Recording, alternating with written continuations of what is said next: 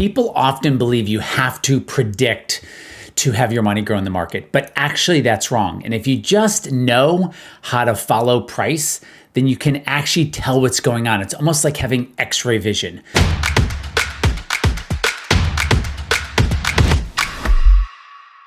Well, look, there's only four places on the planet money flows, right? Stocks, fixed income, real estate, and commodities. That's it, 4 places. They can be spliced and diced a million different ways, right? Real estate's really physical assets. That's what you could call it, physical assets, and split it between commodities and real estate and collectibles and non-fungible tokens, but it's physical assets. I'm going to call it real estate right now.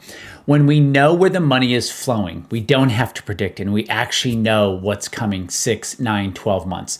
So let's go ahead and look at the price charts and let's have them tell us what's going on. If this is going to continue to be a good year, or has it even been a good year for people?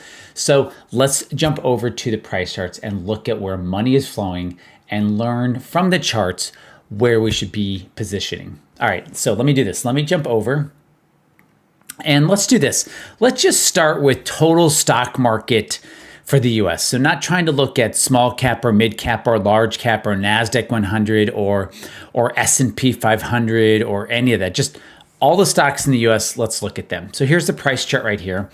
Right over here is basically the start of the year.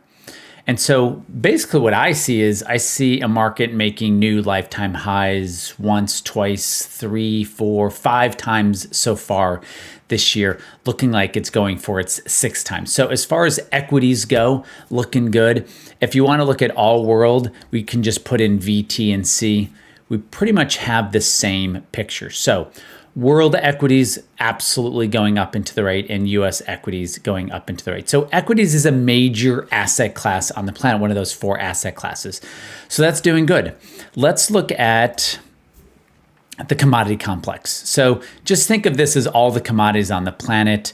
We're talking energy, metals, softs, and grains.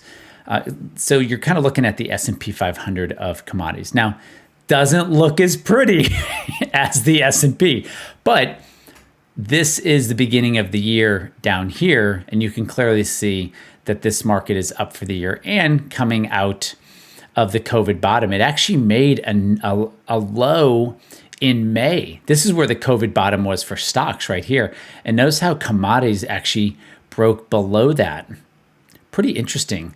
And then they've moved up, and they're moving up in a good place. They're up from this recording about 60%, which is under the performance of stocks. But this is what commodities are having to work through. Commodities are having to work through this old resistance. I'm looking at this right here, all this noise it has to work through, and it's working its way through. And then you can kind of see there's another support resistance that it's having to work itself through. And it's doing it. It's slowly, actually not that slowly, it's moving through that resistance. And then the next major resistance is here. And then it's pretty clear sailing above that. I just want to zoom out. Let's just take a 15.5-year view. So this is what I have here. I was saying it has to move through this. It's clearly moving through it. Then it had to kind of break through that, sitting on it. And its last major kind of noise or resistance in front of it is right here. Call it 18 bucks, the top blue line, which, by the way, is the bottom of the global financial crisis. So let's call it 18 bucks, and it is moving through it nicely. Once it breaks through that, I think it's got clean sailing from 18. I think it's an easy move right up to 26 bucks. Call it a 50% gain. Again, probably digest and move, but man, if commodities honestly is really above, and this is DBC, this is a tracking symbol, but as it moves its way through that resistance, and definitely when it's above 18, I think it's just a matter of time before it breaks above 18. Things look good. So equities are doing well, right? New lifetime highs. Commodities breaking out. They were collapsing going into 2020, and they were looking dead.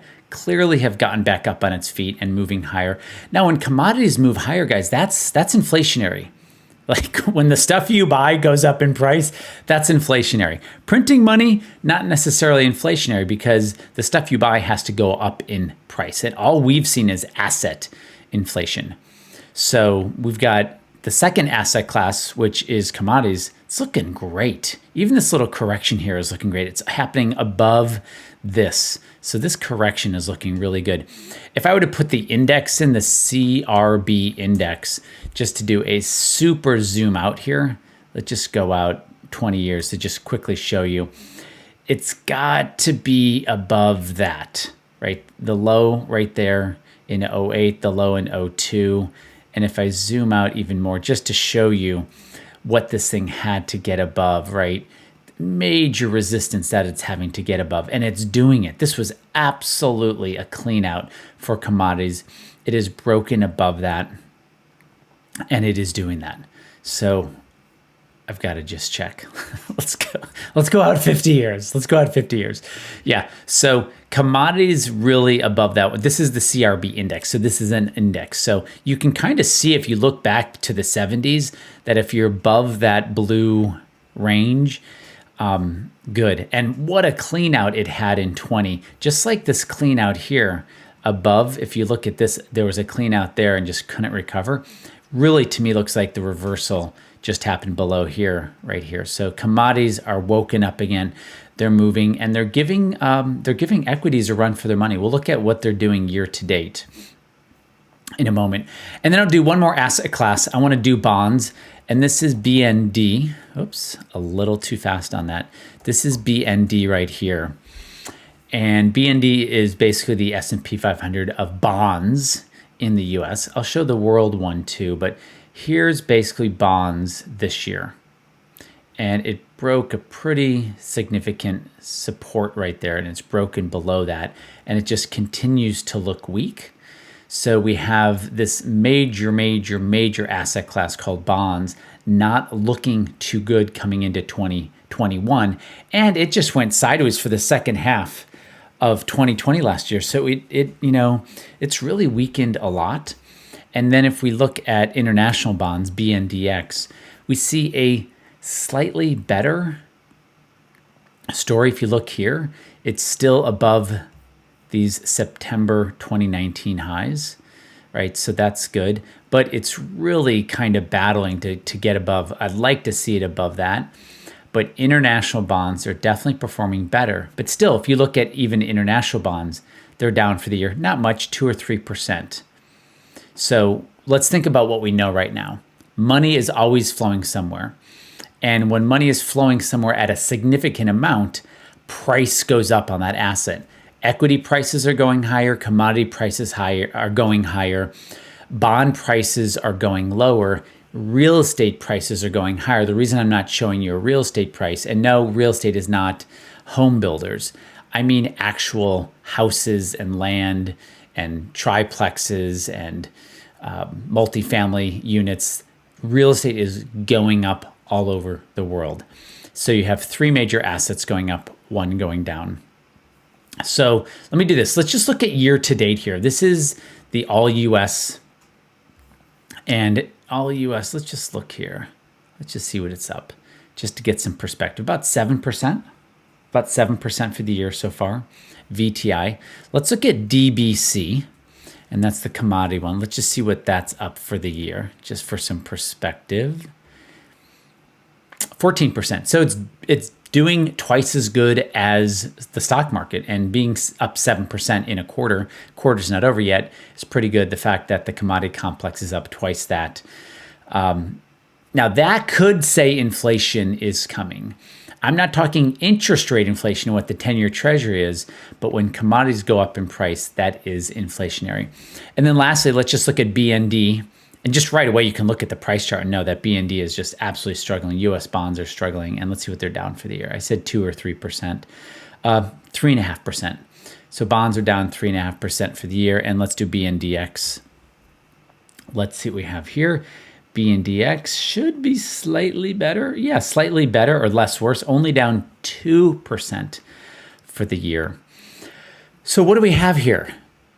We are being slammed with fear and hype and click on this and go do that and do this and do that and trade this and get in and out. And I think it's good to have a video like this to go, just first of all, what's going on? Equities are going higher. They're up 7% for the year. Now remember, the average return for US markets is 10% for the year. So they're up 70% of what an average annual return is in a quarter of the time. Okay, commodities are up 14%. Commodities have been dead for years. They have woken up. And I talked about that $18 on DBC, that tracking symbol, that man. I think it's when it breaks it, but we can just change it to if it breaks it. Commodities are going to really get going. And then third, money is not flowing into bonds, right? So we think about like, what type of environment are we in when equities are getting a bid and commodities are getting a bid and people are moving away from bonds? And the answer is people collectively are not scared. And then you could say, well, RC didn't talk about gold. Now, gold is not a major asset class. It's actually a sub asset class because you have metals, which is part of the commodity complex. And then you have to go precious metals, and then you have to go a type of precious metal. But here's gold for the year. It's actually GLD, a tracking symbol. And gold for 21 coming into this is down 9%. So money is not flowing into gold, which then let's just quickly look at Bitcoin, because there's a lot of talk that Bitcoin is going to be the place that money is actually flowing. And then you could look at Bitcoin and go, well, what has Bitcoin done for the year? And let's see what silly number we come up with for Bitcoin. Bitcoin's up 86%. Oh my gosh. But look at these corrections. These are big corrections here, 22%. And then this one down here, 25, 26%. So look, it's happening. Bitcoin has stabilized, and I think Bitcoin's here to stay. This is not a Bitcoin commercial, but just we're looking at where money is flowing. And by the way, Bitcoin is $1 trillion symbol, right? You can call it a company, you can call it a currency, you can call it a fill in the blank. Bitcoin itself is worth about $1 trillion. So that puts it in the $1 trillion club, up there with Apple, Microsoft, and Amazon, if you want to think of it as a company. So it's pretty big. Also, to keep that in reference, gold is about a $9 trillion company, and Bitcoin is a $1 trillion. So it's gaining on the size of it too.